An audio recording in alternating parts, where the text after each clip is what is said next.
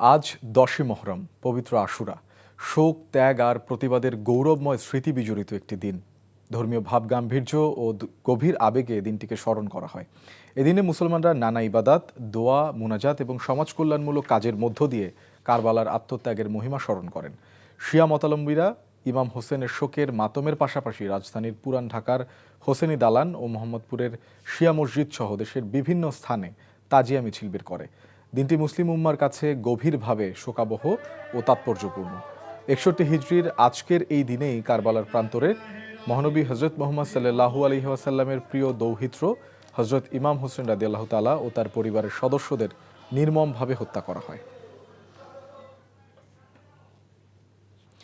দর্শক, তাজিয়া মিছিলের খবর জানতে আমরা যাচ্ছি ফার্মগেট এলাকায়। সেখানে আছেন আমাদের সহকর্মী আবির আহমেদ। আবির, তাজিয়া মিছিলের সবশেষ খবর আমাদের জানাবেন।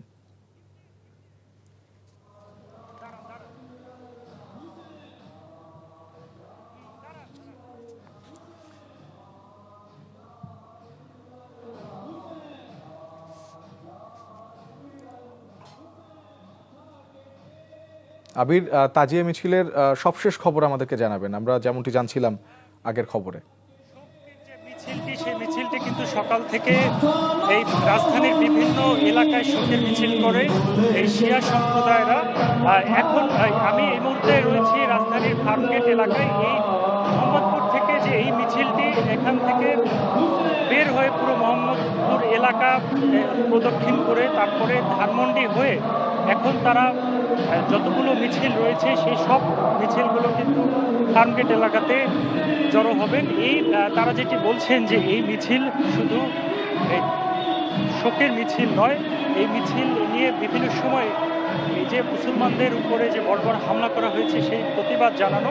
আর এই বিষয়ে জানিয়ে রাখি যে ডিএমপি পক্ষ থেকে যে নির্দেশনা দেওয়া হয়েছিল যে এই মিছিলে যাতে কোনো ধারালো অস্ত্র যেমন চাকু, ছুরি এই ধরনের কোনো অস্ত্র যাতে ব্যবহার না করা হয়, সেই নির্দেশনা মেনে কিন্তু তারা এই শোকের মিছিল